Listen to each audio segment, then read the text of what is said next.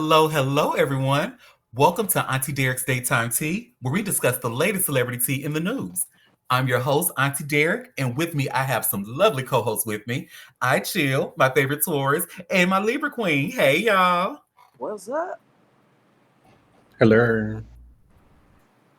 How you doing? How your mama doing? How your daddy doing? How the family doing?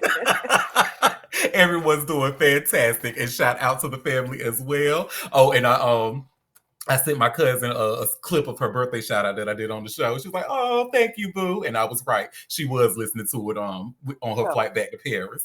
that's so sweet. So I think we have some really good tea for us to go over today. So let's go ahead and get straight to it. Tea time. Yes, honey. Now the first story I want to talk about is Lauren Hill, right? So y'all saw how she was the one of the last performers to go on one night of the Festival. Right. And because of her history with tardiness, I read that the it didn't her set didn't finish until what 3 something a.m., 3:30 some odd a.m. So of course fans were quick to blame her, but Essence actually came out and defended her. They was like, well, wait a minute, this time it was not Lauren's fault. We take responsibility for that. So I have this Rolling Stone link. And it says Essence Fest owns up to delays after Lauryn Hill played to a nearly empty arena at 2:30 a.m. So Essence Festival organizers have taken responsibility for a concert that ran so far behind schedule that Lauryn Hill wound up taking the stage at around 2:30 in the morning. Delays completely derailed the opening day of the 31st annual event, which returned to the Superdome in New Orleans this past weekend. According to NOLA.com, opening night Friday, July 4th, featured a whopping 8 acts, with Hill joining the lineup just 2 days before the concert. As the show got underway, it was quickly beset by scheduling issues that only got worse as the night wore on. Glorilla, the fourth act to play, finished her set 45 minutes after the Isley Brothers were originally set to take the stage. Maxwell, who was supposed to start his performance at 11:15, took the stage at 12:55 a.m. When Hill arrived on stage at 2:31 a.m., most of the Superdome was empty. Still, the Fugees legend found ways to make the most strange situation, chatting with the fans who stuck around and even taking some left field requests like, I gotta find a piece of mind and tell them. Her set finished at officially 3:37 a.m. Yep, I was right. So while Hill has a history of showing up late to concerts, Essence Fest organizers insisted the Friday night, Saturday morning debacle was in no way her fault. She arrived on schedule, stepped on that stage, and delivered the kind of performance only a legend can, the festival wrote on Instagram. Organizers continued, the delay, not hers. We will take that. The moment, one for the books. The legacy, still unmatched. Put some respect on her name. Keep the takes, uh, keep her out of them. Excuse me. Keep the takes, but keep her out of them. All love and deep, profound admiration for Miss Lauryn Hill. And this was the post here. She gave them 35 people a hell of a show. It did. By all accounts, night 2 and 3 of Essence Fest ran a bit more smoothly. Saturday show, for instance, saw performances from Davido, Buju Banton, Erica Badu, and Jill Scott, with the latter closing out the night at the slightly more reasonable hour of 1:30 a.m. So, yeah. They said, who the fuck is Essence talking to? Go ahead, favorite tourist. I mean, the reputation precedes her. Even if it wasn't her fault, people are automatically blaming her or saying that it's her fault. So there's not really much that Essence can actually do considering the historical context behind folks' sentiments, the people who paid their hard earned dollars, especially when the show was centered exclusively around her, enjoying the lack of care and consideration. But, however, this year at Essence, I do recall um, folks saying how organized it was. In particular, Stephanie Mills came out with an open letter this morning. I'm not sure if you all saw that.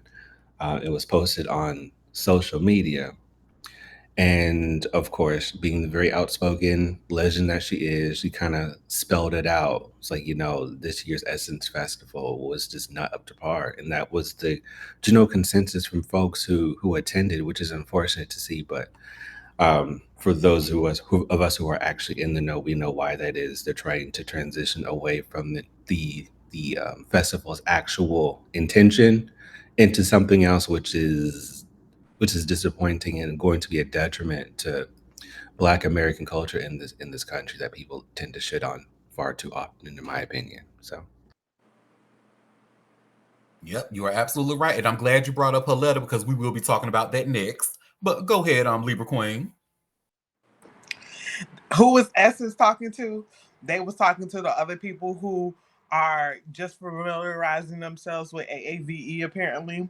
That's what they was talking to, because they new here, and so it doesn't have that joie, you know what I'm saying? They don't got the joie behind it. So yeah, that's who they was talking to. The other people who don't know, but the people who know, that's some fuckery.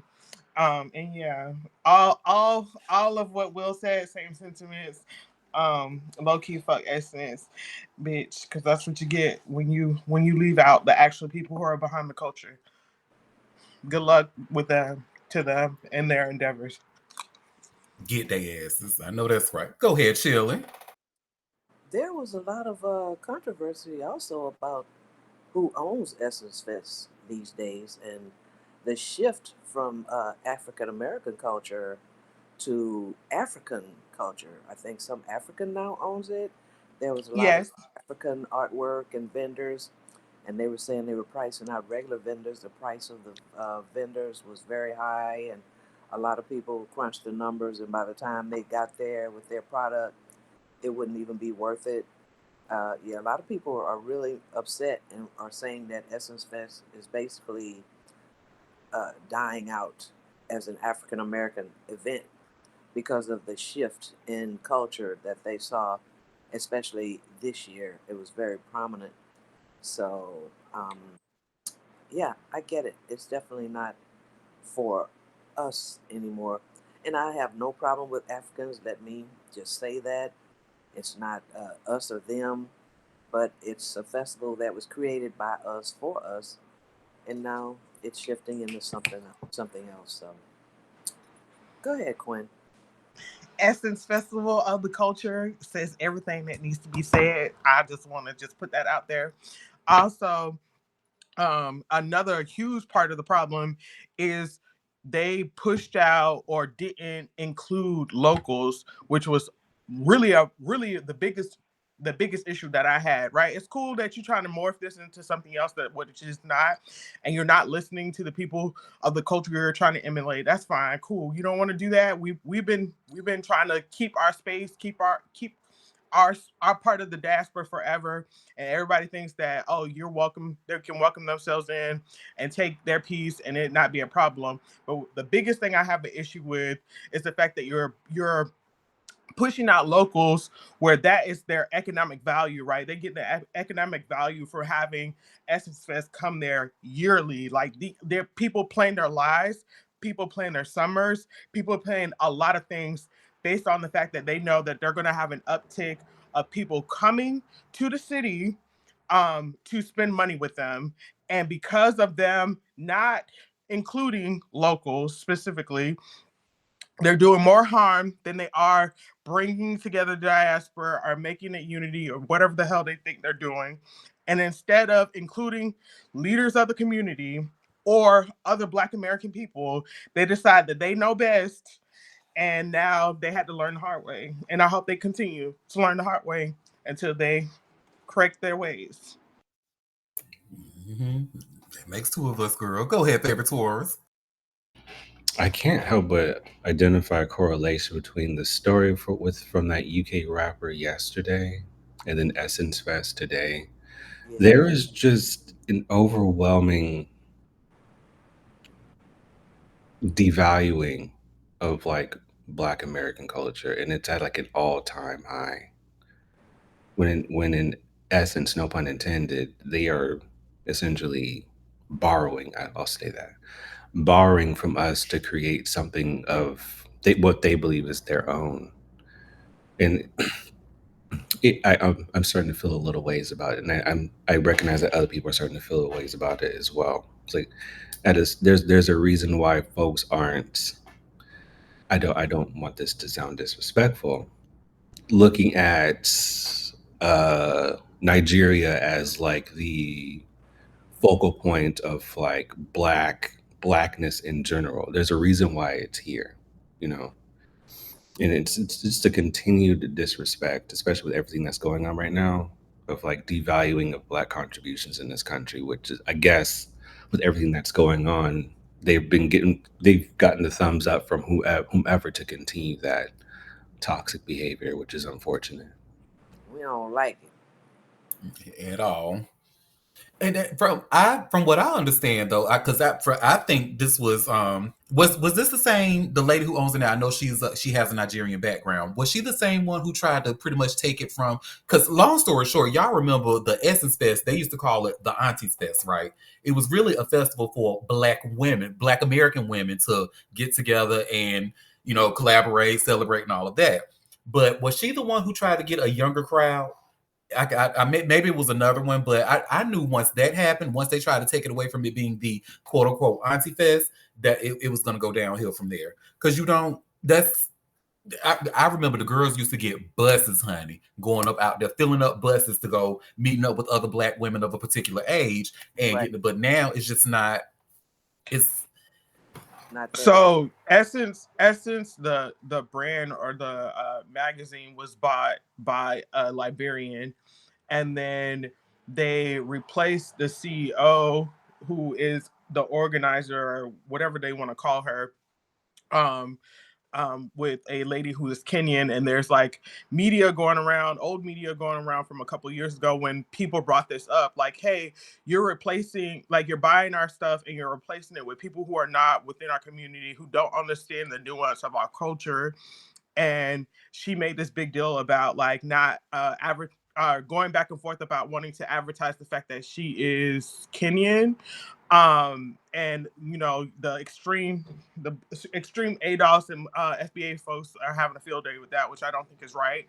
But at the same time, in that same vein, you can't sit here and preach unity and we're all this and we're all that, because that's not the case, right? Because when we tried that, and this has been on every accord, every level, right? It's been on, Super Famous. They dragged Beyonce when she did Black is King, or when you have, a big influx of Black Americans who are now traveling to West Africa, and they're bringing up, oh, well, you're gentrifying and you're doing this to our country and you're pricing us out.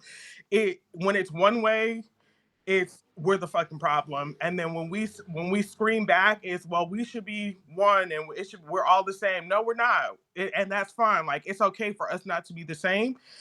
Acknowledge that and respect. That's the biggest thing that I be having an issue with. Like, respect who you're taking from. Respect you value our shit so much. Respect who you are trying to emulate. Respect who you are stealing from, and who you are stealing from to use and make corporate and make gentrified to be palatable for people who are in the corporate world, right, where you're getting these dollars from. Because that was another aspect of it that people didn't fucking like, was the fact that, like, we as a Black community a lot of us have majority decided to not support or boycott Target for the most part.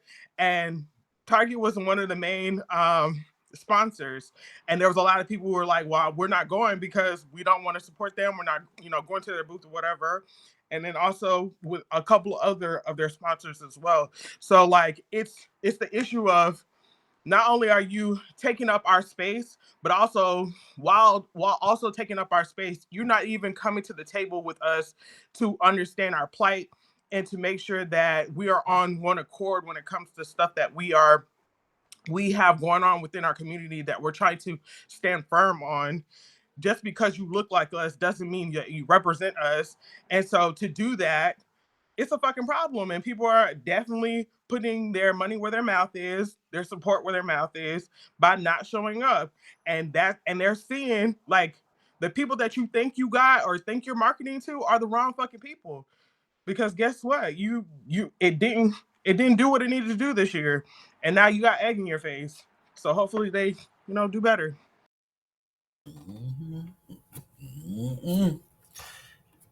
Go ahead, favorite Taurus. You know what, Quinn? I don't think that's going to happen. I hate to sound like a Debbie Downer. I strongly believe that they won't realize it until it's absolutely too late, and we've moved on to something else. You know, Not thoughts and prayers in the comments. Yep, I agree with you, Will. I don't think they care because like Quinn said something earlier when she was talking, and it's just like they come, they try to take up our spaces, they try to take our spaces and turn it to something completely different, and child, look, I could go on all day about this. Like I'm just not a fan of anti-blackness when it comes from somebody that look like they could be my cousin. Like that will never sit well with me. And a lot of times those that community, especially Nigerians, can be anti-black, anti-black American. So, and listen, when I tell you, as someone who's been to West Africa or several different countries in West Africa, I be letting them have it. But you can try that shit with someone else who's not educated, who's never been to Africa and never seen nothing or whatever. But you talking to a motherfucker who's gonna stand her motherfucking ground, because I've seen where you're from, sir, ma'am, whoever, whatever you identify. I've seen where you're from, and for you to sit here and try to drag and denigrate people, my culture, my people, baby, what we can do is go toe to toe, and we not nothing to fuck with, to be honest. Wake that up. Well, speaking of not to be fucked with, honey, Will did bring up Stephanie Mills's statement, and baby, this was like the most, like, what's the word I'm looking for? Eloquent read that I've seen in quite some time. With certain a woman of a certain age, they have this certain cadence about them. Like when they read it's so nice, but you can tell that shit really hurt. Like she pretty much essentially said, "Get your shit together," because this was crazy. But this is from her Twitter page here, and from Stephanie Mills, you see a Pretty Mill 1. And she says it's an open letter to Essence Festival of Culture 2025 organizers from Stephanie Mills. And she mistakenly put June 8th, but she corrected in the tweet after this. And girl, if anybody understands that, it's me, because Auntie Dear's Daytime Tea has had several wrong days on these things. But anyway, she says, "Dear Essence Festival organizers, I'm writing to share my feedback following my performance at this year's Essence Festival. While I remain grateful for the opportunity to have participated, my overall experience was unfortunately marred by significant production issues that negatively impacted both my performance and the artist experience as a whole. The challenges I encountered were multifaceted and, in my view, indicative of a broader organizational shortcomings. The scheduling and time management were severely lacking, creating a chaotic and stressful environment backstage. This disorganization cascaded onto the stage, impacting the flow of the event and ultimately diminishing the quality of the performances. Beyond the logistical issues, the technical difficulties, specifically concerning the sound system, proved deeply problematic. These issues were not isolated incidents, but rather persistent problems that severely hampered my ability to deliver my performance to the best of my ability. And I understand I wasn't alone in experiencing these problems. This lack of technical preparedness is unacceptable for an event of Essence Festival's caliber and prestige. These operational deficiencies ultimately detracted not only from the artist's performances, but more importantly, from the audience experience. The energy and excitement were repeatedly disrupted, creating a less than ideal atmosphere for attendees. The overall level of professionalism I witnessed fell far short of the standards I expect from such a highly regarded festival. I believe a comprehensive review of, and this is where I was like, oh, she went there. I believe a comprehensive review of organizational structure and operational management is necessary to ensure that future Essence festivals run smoothly and meet the high standard associated with the brand. I sincerely hope that my feedback will be taken seriously and utilized to address these significant concerns, ensuring a vastly improved experience for both artists and attendees in the years to come. Respectfully, Stephanie Mills, artist. Well, girl, put artist and activist, honey, because you did that. And pretty much it looks like she was saying the same thing that all of you were pretty much saying here in the room. There needs to be some. Go ahead, bro. I was gonna say, I love an administrative read. A good HR read. He said we have an acceptable Aries, and that we're all acceptable. How dare you? Look, they've always had sound issues at the Superdome, but it sounds like it got worse. Yep, that's yeah. So she got their asses together. I hope they listen, but like you can't with a community of people who have confirmed that several times that they don't care for feedback from us and they don't value our opinions, so they don't. But if they really want Essence to survive or the Essence Festival to, they better start making some changes. Go ahead, favorite Taurus. What is that saying?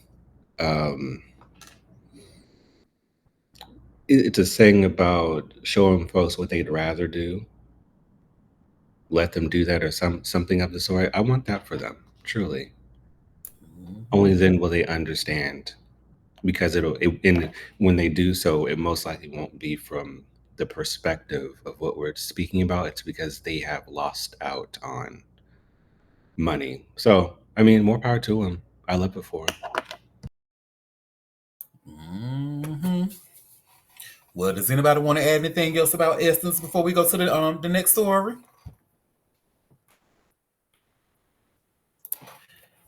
Okay, y'all. Well, the next story, honey, another actor from Tyler Perry's camp has come out to allege sexual misconduct. So I have this hot new hip hop article. Actor alleges Tyler Perry Studios VP Mark E. Swinton groomed and sexually assaulted him. And he said that Tyler Perry helped cover it up. Now, this is Mark Swinton right here. So recently, actor and Army veteran Braxton DeMarco Wells took to social media to make some disturbing allegations against the senior vice president of scripted programming at Tyler Perry Studios, Mark E. Swinton. In a lengthy Instagram post shared yesterday, he alleges that he was flown to Georgia under false pretenses. Allegedly, he was then groomed and assaulted by Swinton. Wells alleges that Perry knew about this and chose to not speak up. Allegedly, he also worked with his attorney behind his back to force him into an NDA. Mark Swinton, you groomed and raped me while I was under your influence, flying me from Los Angeles to Georgia under false pretenses, Wells alleges in his post, per the Neighborhood Talk. You abuse your position as vice president of Tyler Perry Studios, a company that claims to stand for faith, to commit unspeakable evil behind closed doors. Tyler Perry, you built your empire on the image of a God-fearing man, yet when darkness crept in through your own executive, you chose silence, he also alleges. You retained a predator in your house and helped cover it up, protecting your brand over a broken human life. That's not faith, that's fraud. Yahweh Elohim sees all. He is not mocked. Oh, Yahweh Elohim. I'm sorry if I mispronounced that. I've never, I'm Baptist. We never use that in my Baptist church. Anyway, so this is the actor here.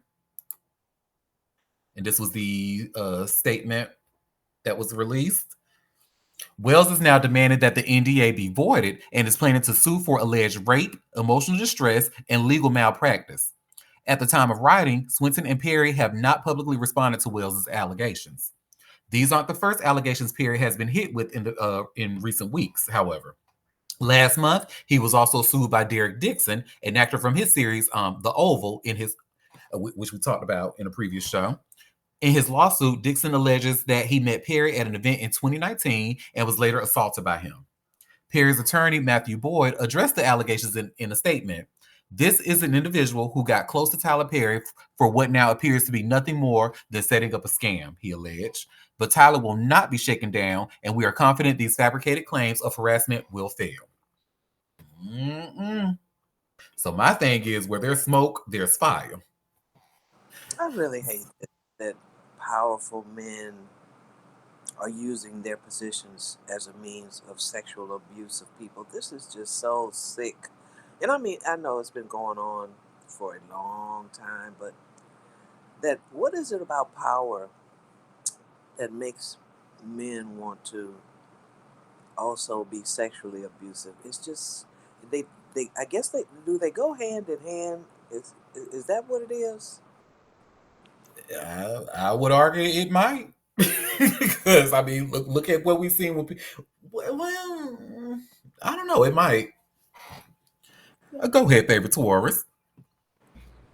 Well, to be fair, Joe, like the whole well, the whole part of the notion of masculinity in like a colonized Western society is about domination, and many times they use these acts to exert that dominance, not necessarily that they want to engage in it. It's just to show the part, so show their victim and show others how powerful they are, which is unfortunate. Mm. It's just weird how they just seem to. It just seems to be a running theme among powerful men, Mm-hmm. or men in general, but for sure, powerful men definitely um, exert more of a sexual abuse tone, because of their position to make people do things. Hmm. No, we have a comment that says, cut everyone's dick off until they know how to act right. You know what? That's a good idea. But also make sure you keep them in the freezer just so they can stay fresh and hard. Because we don't want, ain't nothing worse than a soft dick You that you know, can't use no more. yeah, you can't get a dick until you act right. You born. That's how it should be, quiet as it's kept. Well, does anybody want to add anything about Tyler Perry or Mark Swinton before we go to the next story?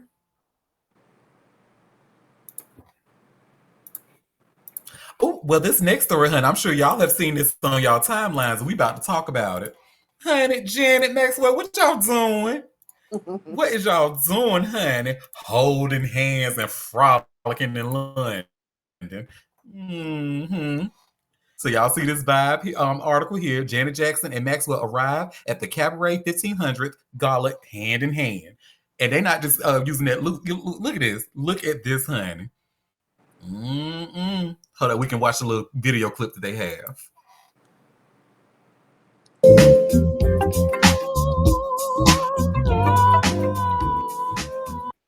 Look, did y'all see that little skip, honey? See, that's how I be skipping after I get some dingling, honey. It's just you can.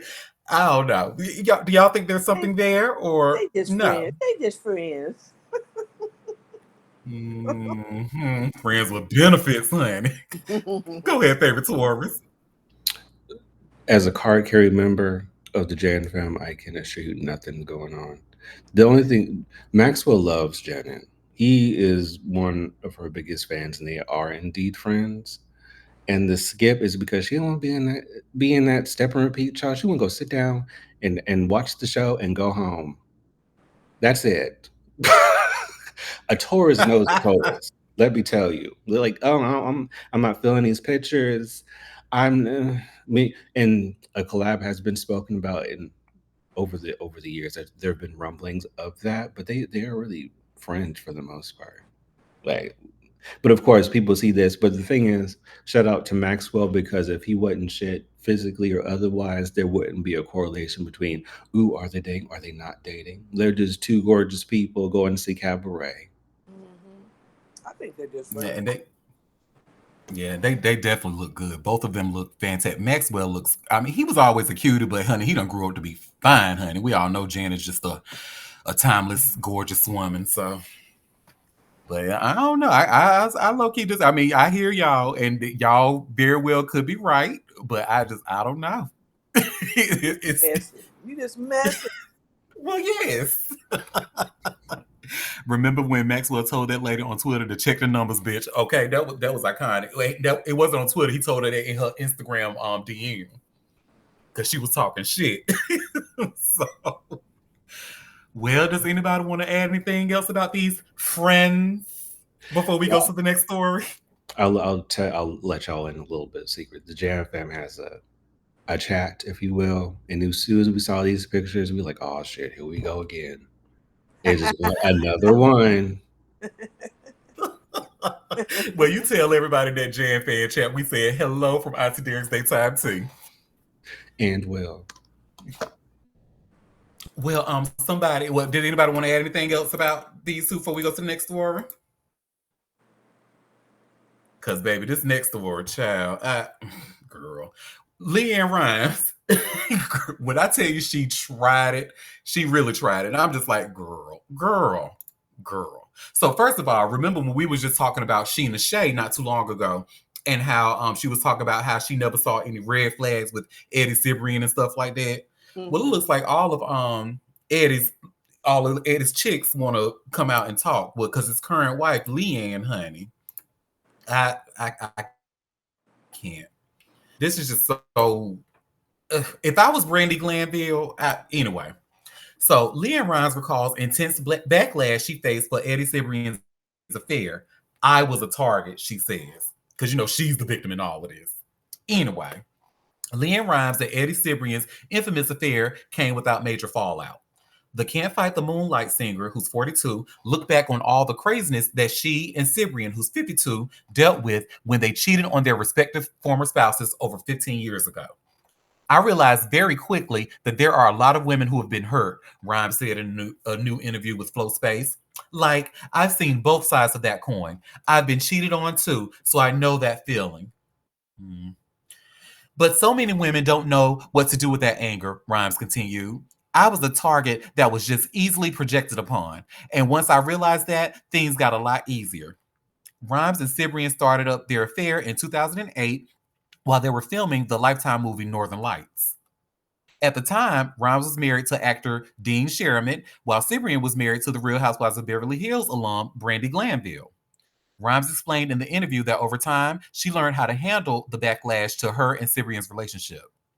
Instead of taking it personally, it's like, look, this is not all my pain to carry. I know what I'm responsible for in the situation and making amends for that, she stated. But the world's pain is not mine to carry, the Mad Singer winner added. And I think that really got thrown at me for a long time. Rhymes, who married Cibrian in April of 2011, became a stepmom to his and Glanville's sons, Mason, who's 22, and Jake, who's 18. Also recognized how much she's changed since the scandal. I think I've gone from survival to thriving to, if there's a level up from thriving, to truly living, she said. I think that's where I'm headed. Cibrian initially denied that he and Rhymes had an affair in 2009. Later that year, the CSI Miami actor and Rhymes split from their respective spouses and went public as a couple. In 2010, Rhymes told People that her affair was one of the most selfish things I could possibly do in hurting someone else. See, I take responsibility for everything I've done. I hate that people got hurt, but I don't regret the outcome, the blues singer added. Glanville, for her part, was furious over her husband's affair and even once threatened to murder Rhymes. This is why I was like, Brandy should have smacked the shit out of Leanne because Leanne knows she tried it.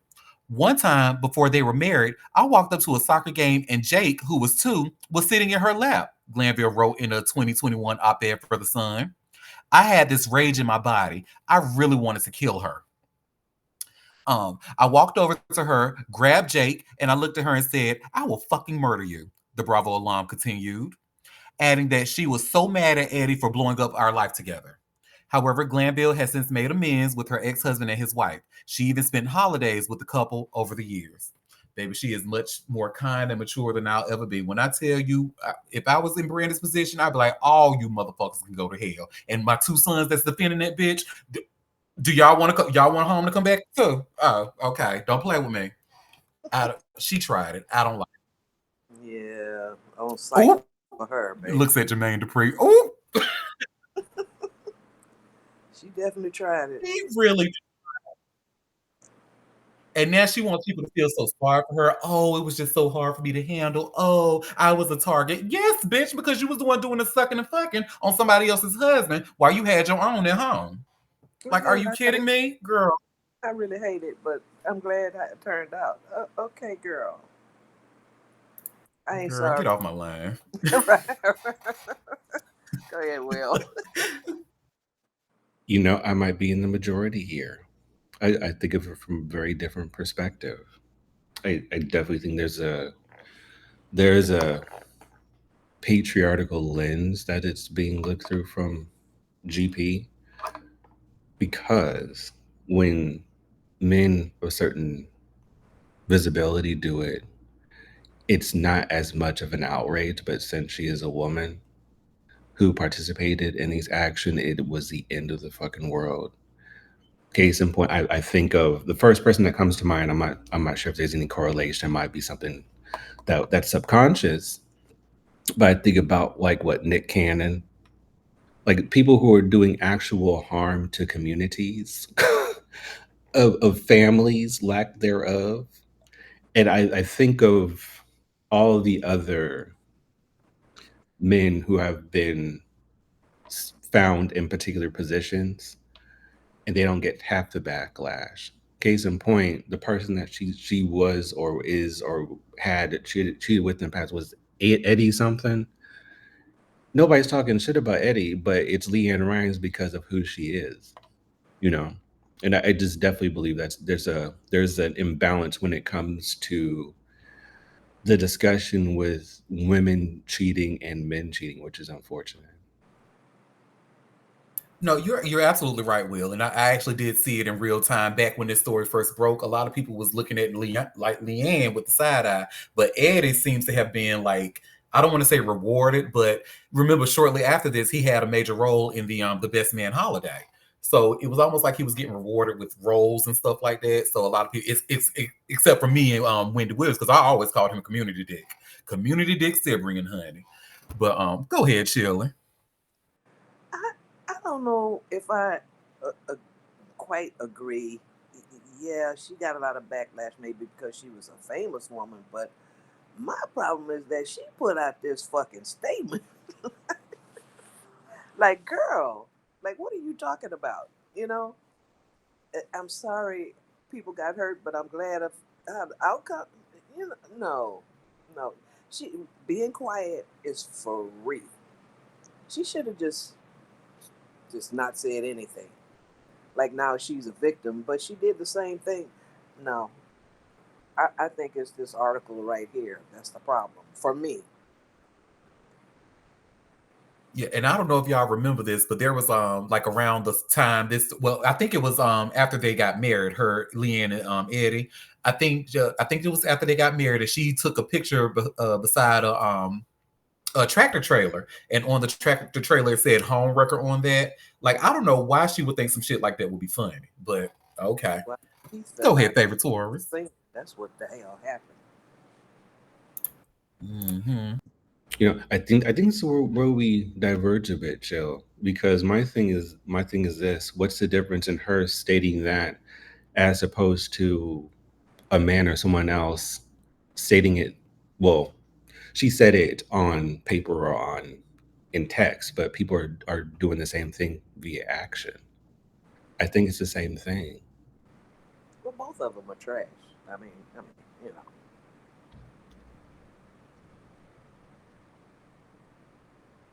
Well, hell, I And guess we have a comment. Brandy is not mature, sweetie.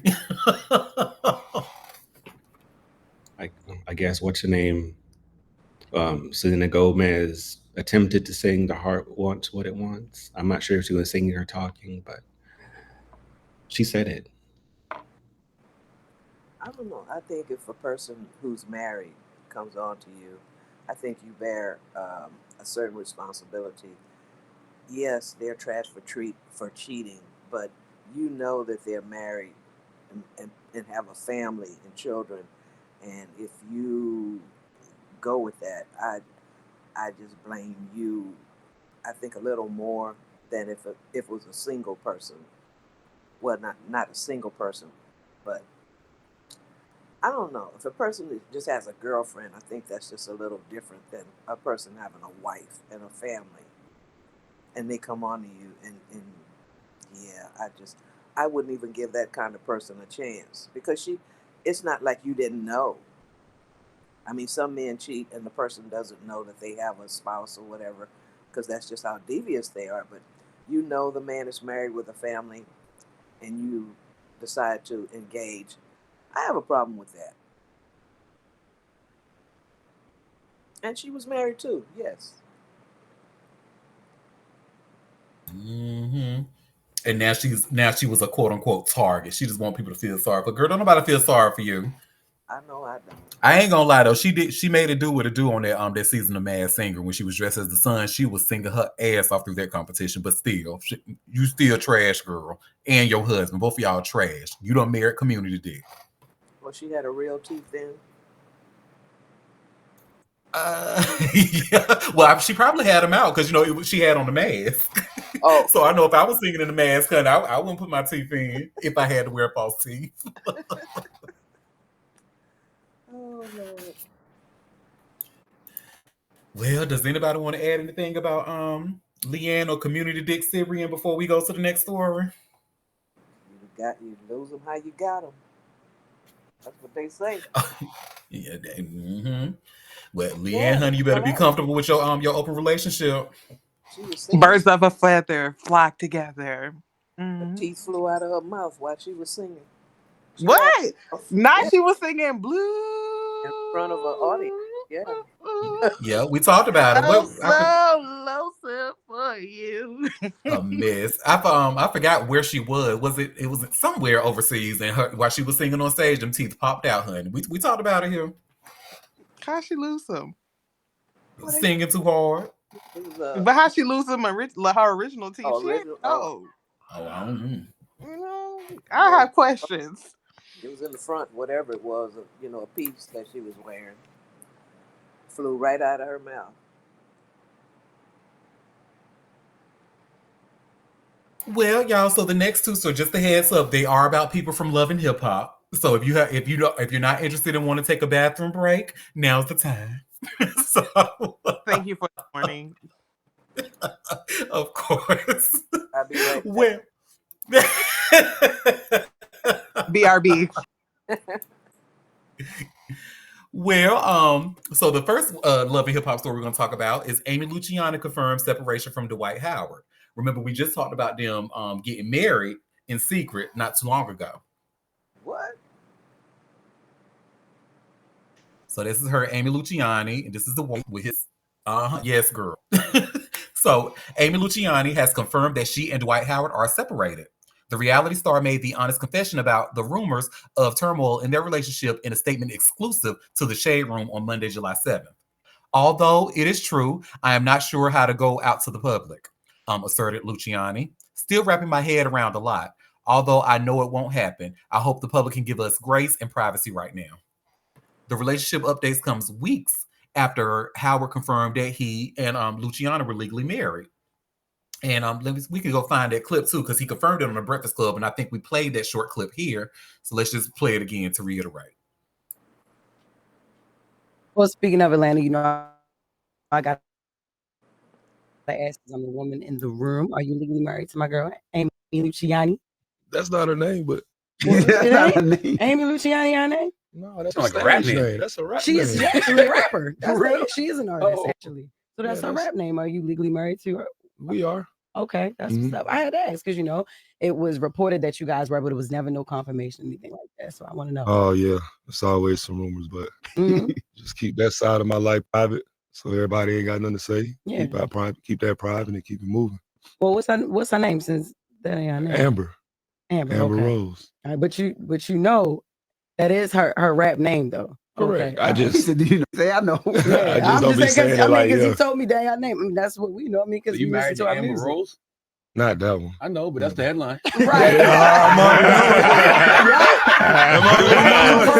That's what's gonna come out next. That's what they get for getting married in secret anyway, and that's what her ass get for even marrying that damn. What we get, because I don't know if he raped that person. I know he tried to, so we're gonna call him a sexual predator. That's the word I'm looking for. So that's what she get for marrying his ass anyway. Look, now he can find him a nice man to settle down with. He can't sit with us. Don't bring that shit over here. He can't sit with us, honey. But I know it's some gutter butt bottom honey that's gonna bust it open for this predator, and it ain't me. But yeah, they So before we go to the next Love and Hip Hop couple, do we want to add anything about these two who should have never been married from the first place? Go ahead, favorite tour. Carlos Alcaraz is up 2 sets right now, and he's making his way to the semifinals. I just wanted to say that. Yeah, I knew he was gonna kick that guy's ass. That's why I changed from it. Oh, sorry, Auntie. I didn't read it, but sorry if it was bad, or congratulations if it was good. Yay, sports ball. You see, you know what? I'm so sick of sports taking the attention from me, taking men's attention from me, honey. I am a bad bitch. People should listen to me, but no, they want to watch sports and let me stop. Maybe you should be more So, into sports basketball. absolutely not. Baby, my dad have been trying for years. If he can't convince, and he's a very convincing man, so if he can't convince me to watch no sports, no one can. Okay, fine. Well, to the next love and hip hop couple that we're going to talk about now, this is going down to Miami.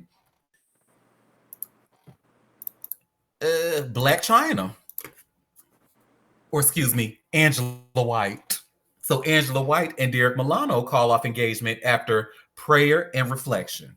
You know, I'm actually not mad at this story, and I'll tell you why after we read it. So Angela Black China White and Derek Milano have officially called off their engagement.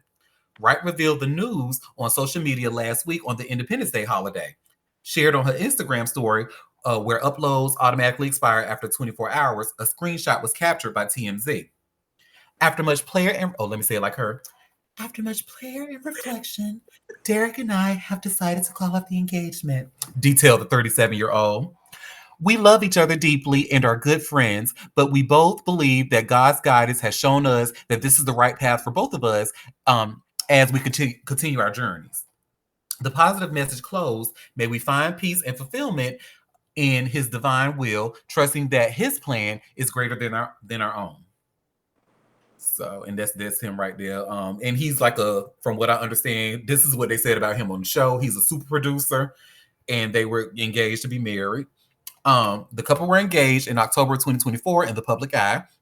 Milano dropped to one knee and popped the question while on stage at Howard's 100th homecoming. The proposal included Milano performing Mario's Let Me Love You.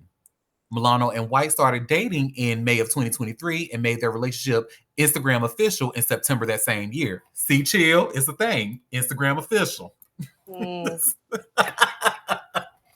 You won't be able to say a power couple without mentioning Angela White and Derek Gray. They always say, don't go looking for love, let love find you. In this case, love found us, shared the mother of two at the time. Milano and White appeared together on Love and Hip Hop Miami season 6, which was released in November of 2024 and aired through April of this year. On screen, White navigated her new era as she continued to shed the Black China persona that brought her into the public eye, while Milano attempted to establish himself as a solo artist outside of his Grammy Award-winning behind-the-scenes work. So the reason I'm actually not mad at this story, because usually a lot of times when you see how religion influenced young girls or girls in general to be married and stuff, I just like the fact that she said, well, God, it was because of God's grace or whatever we decided to not go through this. I'm just kind of I'm happy to see that it's on the other side, because usually most of the time, and y'all know it to be true, usually the Christians or the church will encourage these two people to be married, completely ignoring red flags that they see right in front of them. So I'm just kind of glad that this look, we decided to call off the engagement. Dead ass. You so stupid. You so stupid. Oh. But yeah, that's that on that. So first Amy and that Predator, and now Angela White and Derek. It's gonna be so hard to not call her Black China, because that's how we were introduced and know her. But I definitely want to respect her wishes, because she's, she went over the reason why she's trying to leave that name behind. Oh, we have a comment. Thanks for the updates. Next topic.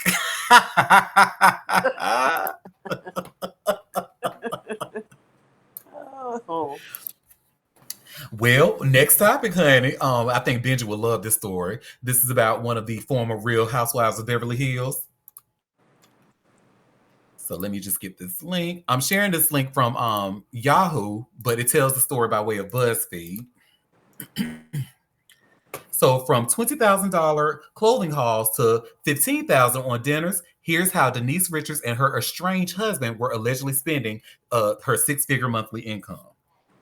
So he actually filed for divorce for her. He was the one who filed for divorce for Denise. So and now he's asking for spousal support, and now because of this, they actually they got details of their spending habits. So after nearly 6 years of marriage, it seems Denise Richards and Aaron Pfeifers are going their separate ways. For context, Denise began dating Aaron in 2017, and they tied the knot a year later. If you're a Bravo fan, you'll have seen plenty of Denise and Aaron's marriage play out on episodes of The Real Housewives of Beverly Hills, or more recently, her very own reality show, Denise Richards and Her Wild Things, which premiered earlier this year.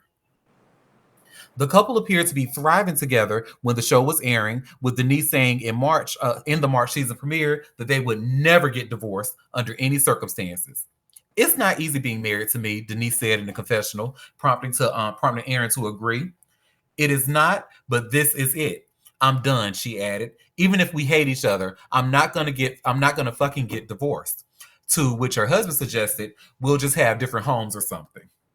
Mm-mm. Denise shares daughters Sammy and Lola with her ex-husband Charlie Sheen.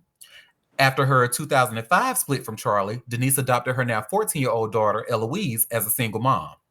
Aaron has been raising Eloise alongside Denise ever since they met, and he legally adopted her in 2019. Well, it appears things have changed, clearly. As on Monday, July 7th, Aaron filed for divorce from Denise. The documents, which have been obtained by People, show that he cited irreconcilable differences as the reason for their split and listed their date of separation as Friday, July 4th, just 3 days prior. As it stands, Denise has not publicly commented on Aaron's filing. But in the meantime, the divorce docs reveal a lot of details about the couple's money and how they were allegedly spending it during their marriage. In the filing, Aaron states that despite previously being an actor and subsequently finding work in the frequency medicine space, he has not made income since last year when he had to close down his wellness company. Comparatively, Denise was apparently bringing in over $250,000 per month thanks to her TV work, lucrative OnlyFans account, and other brand deals and appearances. Aaron claimed that he and Denise were spending nearly half of this sum every month, with their monthly expenses apparently totaling around $105,000. Breaking down the details of their spending, Aaron alleged that a large chunk of the money was being spent on food, splashing $15,000 on meals out each month and an additional $10,000 on groceries and household supplies. On top of this, he claimed that he and his estranged wife were dropping $20,000 on clothes, which was more than the $18,000 they were spending on monthly rent. Other expenses included $15,000 for entertainment, $8,000 for utilities, $7,000 on childcare for Eloise, $5,000 on maintenance and repairs, and $5,000 on laundry and cleaning, as well as $1,500 for cars and transportation and a $500 phone bill.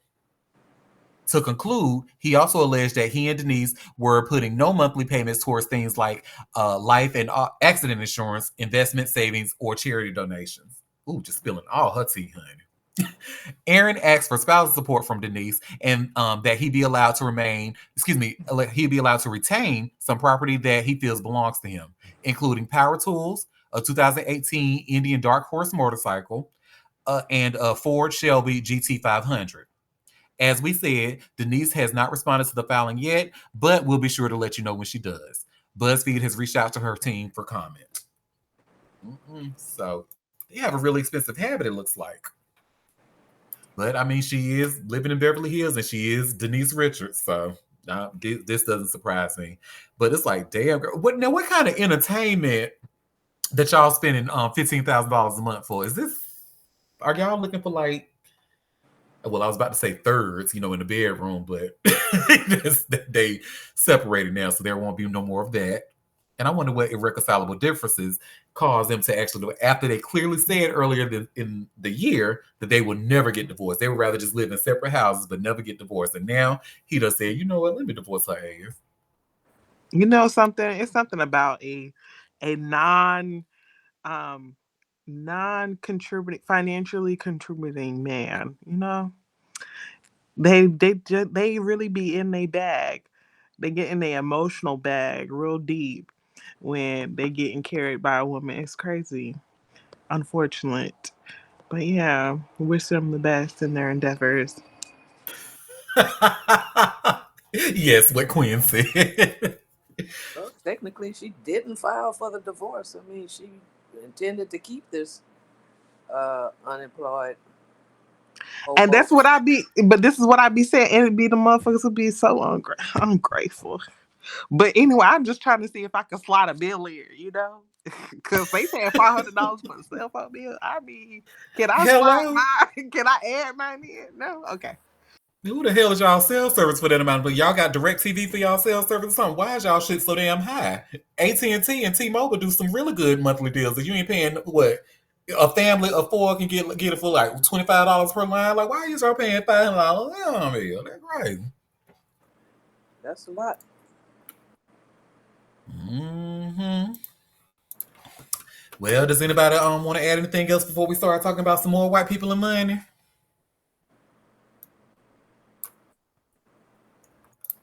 Child, well, the other white people, that fire festival, honey, Billy just won't let that thing die, honey. He just won't. Still trying to pump that. He is still trying to make fetch happen, honey. So, Fire Festival sale goes up in flames, as I have this all hip hop article that we're about to go over. So, Billy McFarland's attempt to offload the Fire Festival crashed and burned this week after a multi-million-dollar agreement suddenly unraveled, leaving the controversial entrepreneur scrambling once again. The failed deal, reportedly worth 7 figures, would have transferred full ownership of the Fire name and intellectual property to filmmaker Sean Reck, or it may be Wretch. We're just going to call him Sean Wretch for now. Sean Wretch, who aims to relaunch the brand as part of a music-centric streaming platform. But on day 5 of what McFarland describes as a daily walk and talk grind to salvage an agreement, the deal fell apart. We had a 7-figure deal for the complete Fire brand and IP package that fell through this morning, McFarland said in a video posted on social media. I actually didn't watch the video. Let's see what he has to say in his own words. Good morning, everybody. We had a 7-figure complete IP package that fell through this morning. It's day 5, doing walk and talk every day. I was staying quiet for a few days to help maximize the acquiring company's announcement and also to help maximize the announcement of what the Fire team has been building and what we're going to keep doing next, even if the brand and IP sells. But now the opportunity to own the Fire brand is back on the table. So if you want to buy the Fire brand or license it for an event, please visit fire.mx. Have a great day, everybody. Well, there you have it. Anybody want to buy the Fire brand? Y'all know where to go. I got 500 on it. I wouldn't even give him 5 pennies. We've seen what you're capable of, sir. Now, if you do need somebody, suck a little dick for some water like the last time, I might have a little time. Because, I'm here to help the community. But other than that, I wouldn't put not one brown penny into Billy McFarland's scamming ass, honey. Boy, bye. He is really trying to make this thing happen. But hey, I guess, this is pretty, because I think we went over, he has like a lot of restitution to pay. So this is probably, why he won't let it go. This is probably all he knows. Money. You need that money. Yep. What does anybody want to add anything about this scammer before we go to the next story?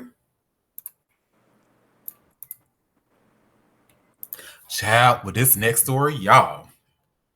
Child, I was looking at well, first of all, so have y'all heard anything about like polygraph tests not being fully accurate a lot of times, or have y'all heard? Okay, so you have heard that before? Yes, many times. Okay. So the reason I bring that up, because Gary Coleman's ex-wife, she actually just took a polygraph test because, it's been speculated that she had something to do with Gary's fall, which caused him to pass away. Right. Well, she took a polygraph test, honey. We about to watch the results of that. So I'm going to have this TMZ article. Let me get it here. Hey, Jamaican Queen. Hey, Marcia. So let me get this. So you see where it says Gary Coleman's ex-wife. Gary Coleman's ex-wife flunks lie detector about actor's fatal fall. So let's let this load really quick. Mm-hmm. It looked like it was some show on A&E. It was a polygraph pro, George Olivo. But here we go. These are the I'm sorry. results. These are the results on the critical questions. Correct. The exam had to do with Gary's fatal fall. Okay. I asked you the following relevant questions on this test. Did you physically cause Gary's fall? You answered no. Right. I also asked you, did you physically cause Gary to fall that day? And you answered no. And the results are failed that exam, with deception indicated for those relevant questions. Let me say that again. You failed the exam regarding Gary's fall. What are your thoughts? That's false. There's two things I know for sure, Shannon. One, you were not completely honest with me yesterday during this polygraph session. And two, the other thing I know that's 100% certain is that there is more to this story that hasn't been told. Ooh, child. So she actually released a statement. So let's read her statement. In a statement to TMZ, Shannon addressed the polygraph exam. We were extremely disappointed with the overall experience of both the polygraph testing and dealing with A&E. Many promises were made and not kept. The testing situation was unfair and very uncomfortable, and the testing was performed non-verbally, which I should have refused. From the beginning, it was apparent they cared more about ratings than finding the truth. So she is maintaining her innocence. She said she had nothing to do with Gary's fall, and she don't give a damn what any polygraph test or any motherfucker who's an expert on the polygraph test has to say about it. But you know, it's not lost on us that he and his ex-wife had a not ex, but I think because I think they were still married at the time he died. So, but it wasn't lost on the public that they had a really nasty, toxic relationship. So, yeah, that's that on that. Well, before we go to the next story, does anybody want to add anything about Gary Coleman and his? I was about to say something really mean, but I was about to say something about how she looks like trailer trash, but that won't nice. That lady ain't never do nothing to me. Hey, Jamaican Queen. What you talking about, Auntie?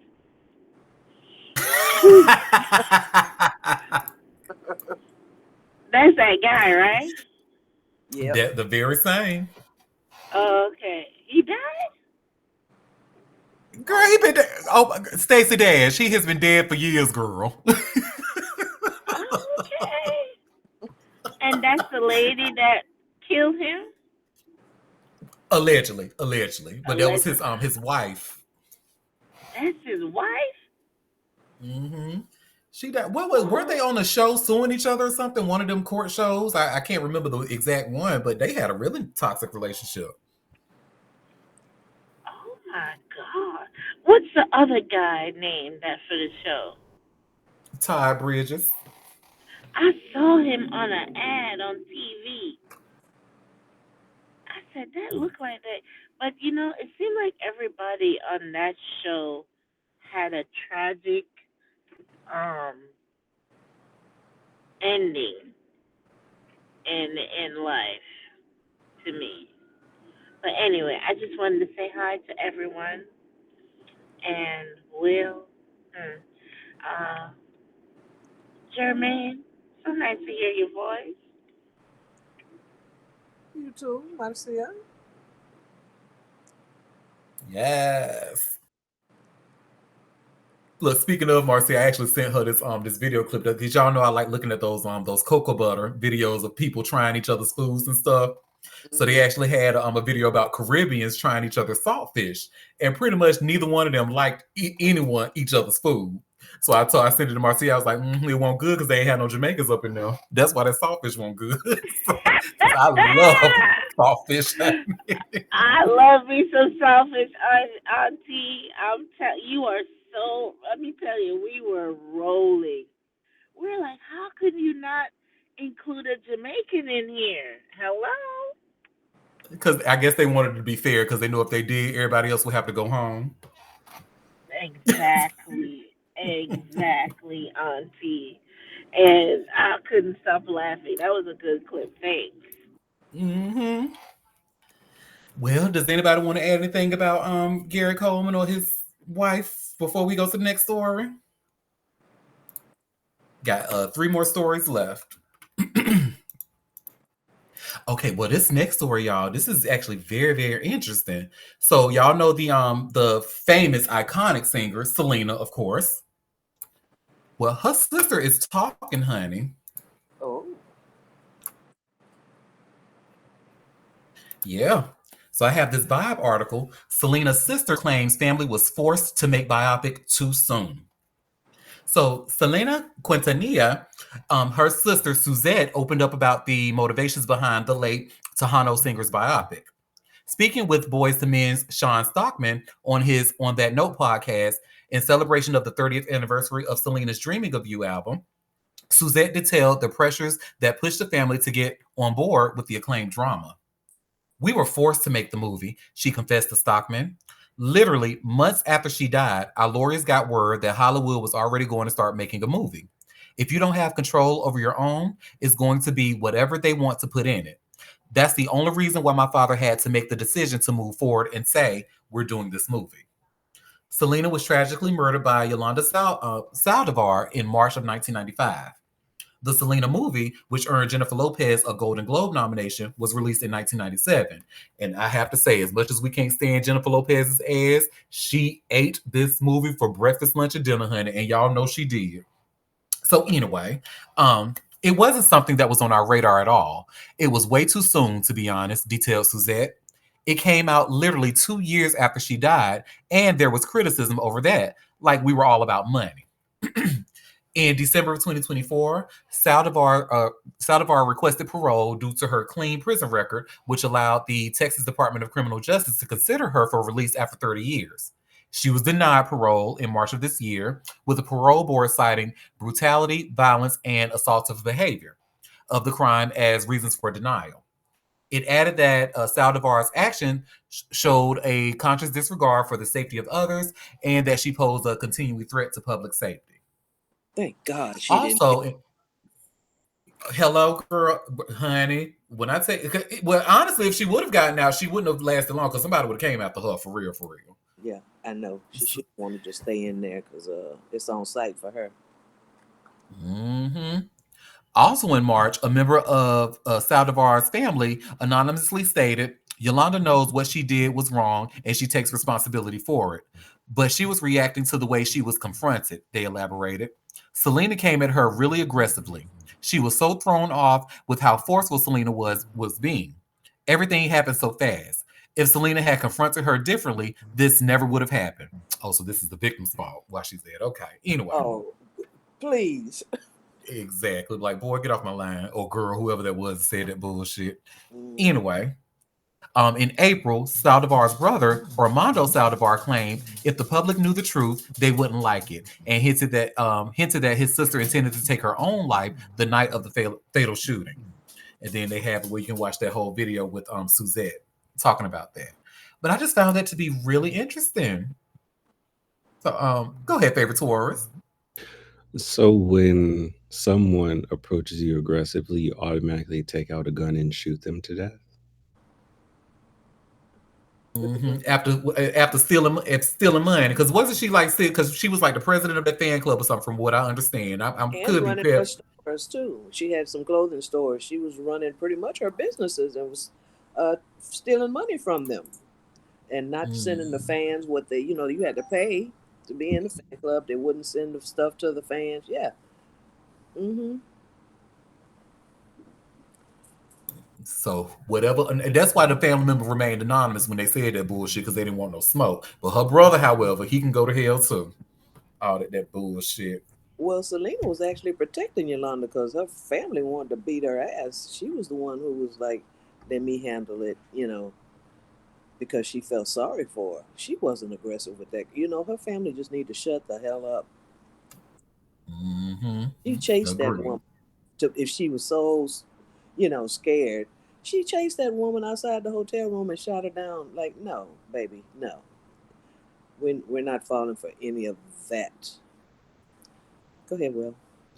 Even though she's still in the place where she deserves. I'm still surprised she's on this plane. I'll just say that. Like it won't take her being released for certain things to have occurred. I'm just surprised that uh duties weren't performed while in her current state. That makes two of us, honey. No shade. And we have a comment that says she can go to hell. Go ahead, Libra Queen.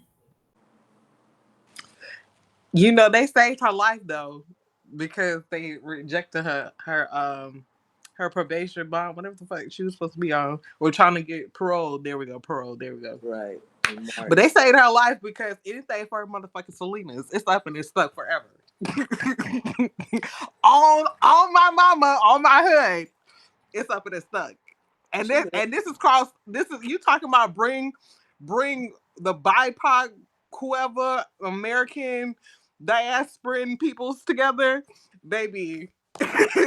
We was coming. Get right on a plane to go to a whole nother country. A whole nother. Walk around nowhere. She would have needed. She would have needed to have whole Velcro, whatever the fuck, bulletproof, Velar, whatever the fuck they call it. Straight to the airport, right? Straight. Hello, because the way that all the kids of my generation, the young ones of my generation, ready and waiting, bitch, anything for Selena's.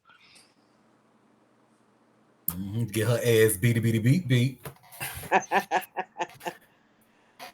Go ahead, Jamaican Queen. Not beat.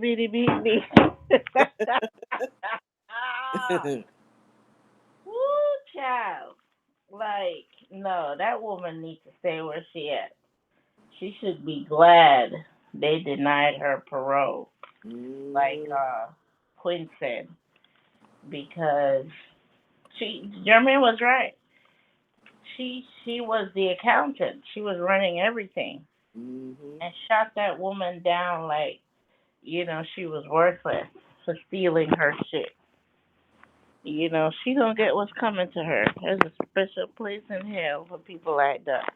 Taking away that poor young girl life just like that, shortened, because she got caught. She gonna get what's coming to her. Bitty boom boom boom boom. Beat her ass. Go ahead, favorite Taurus. Well, Auntie, I was thinking more bitty pow pow.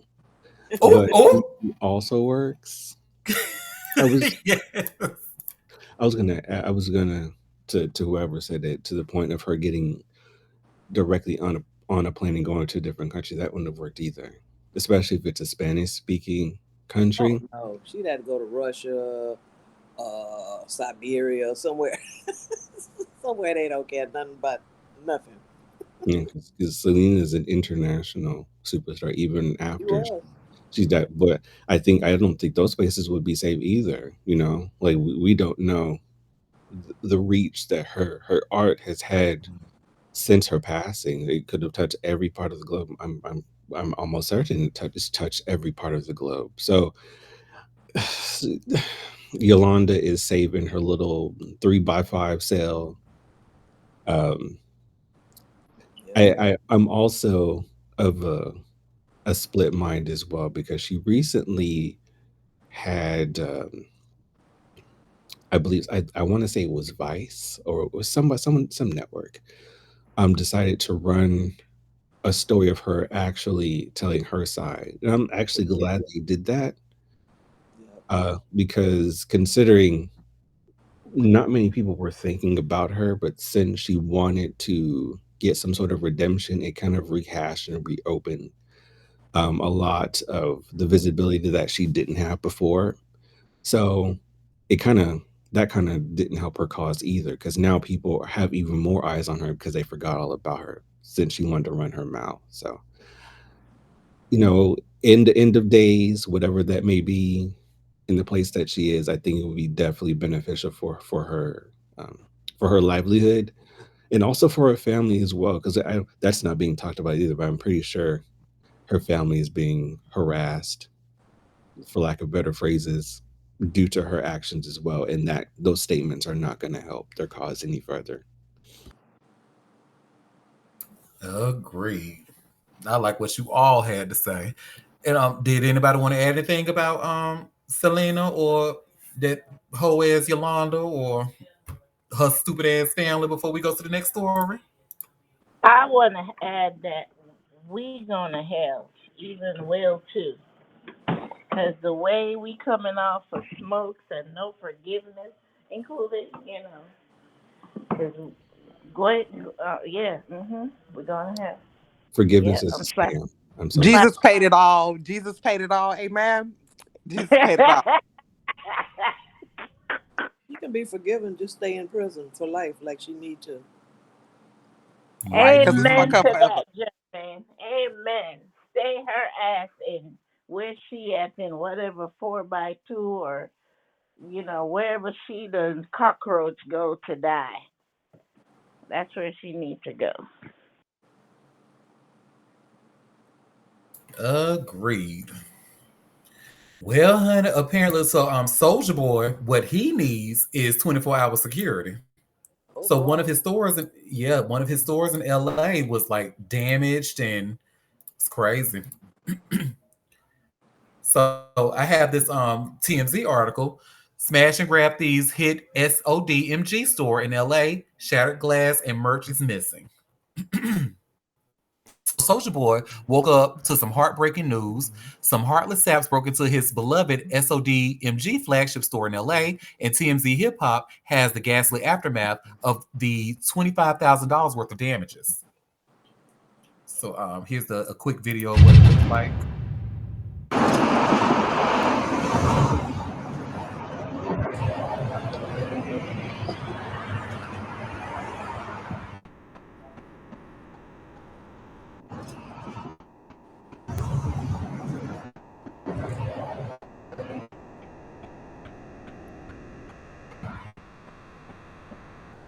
Boy, they really did a number on that store.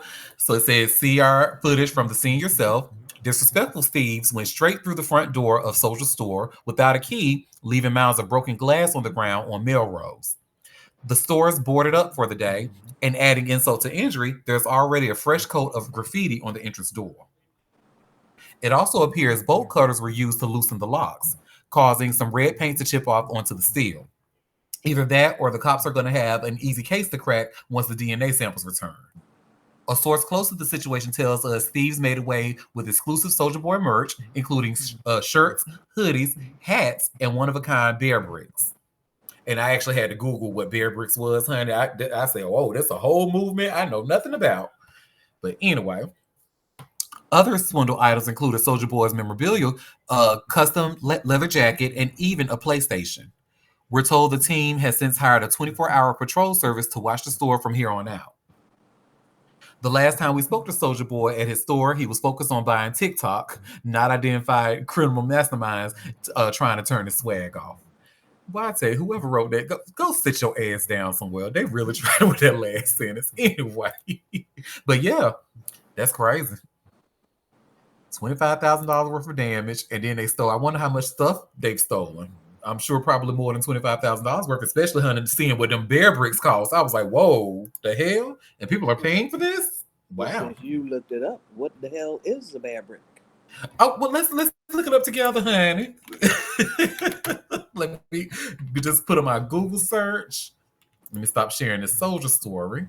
It's like they look like figurines or something, like a very expensive type of Beanie Baby, if you will. But let me. You talking about them ugly dolls Yeah, that so grown people be getting? Yeah, this is. You do.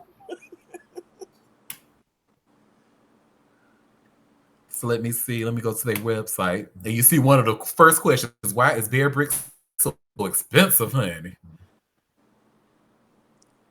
Look at that items that So it looks like the regular one is, I think, looks like the most inexpensive one you can get from this website is $124. I see one here for $6,134 for a bear brick. So this is what they are. Because I guess for the custom made, whatever. I wouldn't care if There's they a were Captain America one. How much is it? 117? filled with diamonds. $6,000 for a dog? Wow. Yup. Well, if you have Soldier Boy's bear brick, please return it. Let me stop. Go ahead, Jamaica. Well, they must have not taken a lot of damage for $25,000. That's not really for money. I No, mean, the damage they made was worth 25,000.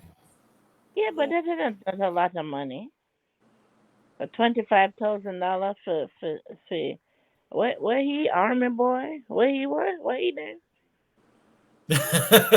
Yep, Army Boy. I like that better. Yeah, yeah, yeah. For that 25, that is nothing for him.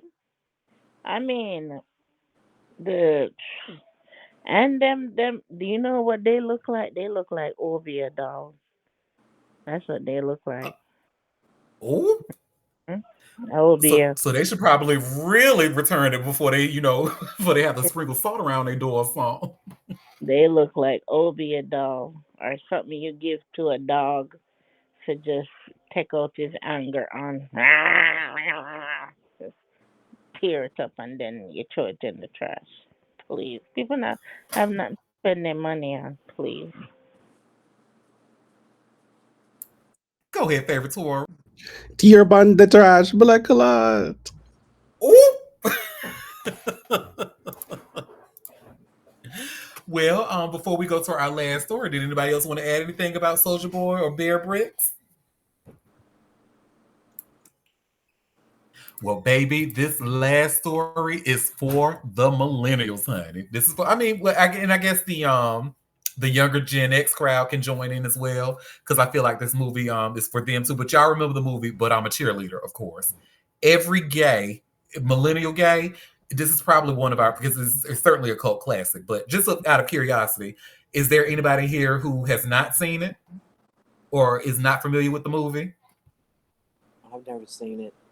What Heard was of the it. movie? But I'm a Cheerleader. Quinn, I don't think you would have see it either. I think it was really targeted towards the gays. Oh well, damn. Now, Well, okay. Will, was that emoji, Will, was for you haven't seen it? Or I have not. oh.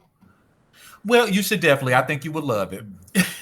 So anyway, one of the actresses from the movie is reflecting on his 25 years because it came out 25 years ago. And I have this People article, Claire Duvall, and I know y'all know and love her, honey. But I'm a Cheerleader celebrates 25 years. Claire Duvall recalls her special experience with Natasha Lyonne, and this is a People exclusive. As But I'm a Cheerleader celebrates 25 years of being a trailblazing cult classic on July 7th, star Claire Duvall is reminiscing. It was very ahead of its time. The actress filmmaker who's 47 tells People. Not only were there not a lot of queer-centered stories at the time, she adds, but an LGBTQ plus rom-com set at a conversion therapy camp was approaching such serious, real issues that we were dealing with then, and in some ways still now. In the Jamie Babbitt directed movie, Duvall starred as the punkish Graham, eventual love interest to Natasha Lyonne's high school cheerleader, Megan. But I'm a Cheerleader followed their journey at a camp where boys in blue and girls in pink learn traditional gender roles through bizarre exercises and simulations. The movie famously featured a roster of campy supporting stars, including RuPaul, Melanie Linsky, Michelle Williams, the white one, Julie Delpy, Kathy Moriarty, and Mink Stoll. It definitely was the most rewarding thing I had ever done, says Duvall of filming it back in 1999. In the 25 years since, fans have told her the movie gave them the courage to come out and it made them feel comfortable and it made them feel seen. That is so powerful, and it's not true for everything you have the privilege of doing as an actor. When asked for a favorite highlight of the movie set, Duvall's answer is more personal. There were a lot of fun memories, some things that I cannot share with People magazine, she quips. But then I think of Natasha. She's very special to me. She's such a special performer. I feel like working with her on that, working with her in everything we've had the privilege of working on together, something comes out when we're in a scene together that doesn't come out, for me at least, anywhere else. Duvall and Leon, who's 46, had become friends prior to Babbitt and screenwriter Brian Wayne Peterson putting together But I'm a Cheerleader. In fact, it was only because the Russian doll star saw a draft of the movie script in Duvall's car that she ended up asking to audition and winning the lead role. The memorable moments for me on set are not even necessarily that extraordinary, shares Duvall. I remember there's a scene where our characters are finally kind of getting along and we're washing dishes together and having this nice conversation. And I remember just feeling maybe the most grounded and the most present that I've ever felt in a scene before in that moment with her. Those kind of grounded moments are the gold as an actor, she adds. What I'm always striving for is just being able to exist in the scene and not aware of all the other things going on.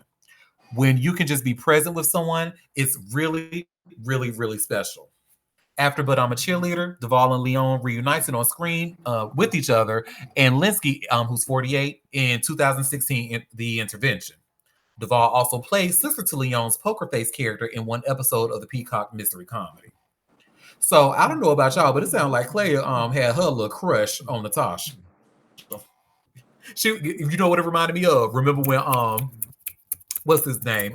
Joshua Jackson, when he was talking about Angela Bassett, was like, she's just this amazing person. She's just so, oh my God, I'm in awe of her. And he want to fuck. That's what it was. Just like Claire want to fuck Natasha. But unfortunately, we learned the hard way that Natasha Lyonne is actually a straight woman. I'm still not over that. How is this woman straight? It doesn't make sense to me. But okay. But yeah, so long story short, this movie was really good. I was 13 at the time when it came out, and I actually remember because of its content, I had to sneak and watch it because the people that were around me was trying to like keep gay things away from me, honey, because they thought me looking at something they pretty much thought me looking at something would influence what was already there. But this is a really, really good movie, and I would highly recommend it if you have not seen it. Excuse me, I would recommend any gay to see it. The straights may be a little, it can be for straight people too, especially allies. It could be for y'all too. Go ahead, Jamaican Queen. Well, I don't get involved in the heterosexual, so I will see it. Yes. I'm actually curious, is it streaming anywhere? Let me see. Probably on Tubi, because Tubi has everything. But I'm a cheerleader. Oh God, I can't do Tubi. Jesus, I can't do Tubi. Please let it not be on. Oh baby, this is a Tubi. Oh, guess what, y'all? It's on Tubi. We already knew.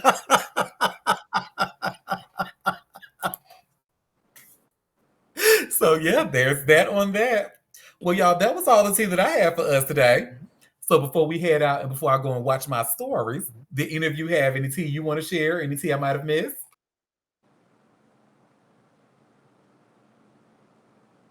All right, y'all. Well, it is always a pleasure. Thank you for taking time out of your busy day to come and sip tea with me. We will be back tomorrow at 12:30 Eastern Standard Time if you can make the live show. Until then, I hope you all have a fabulous rest of your day. Bye. Oh, so no errands. Bye. Couple of no errands. No errands, but other than watching my stories. Bye, everybody.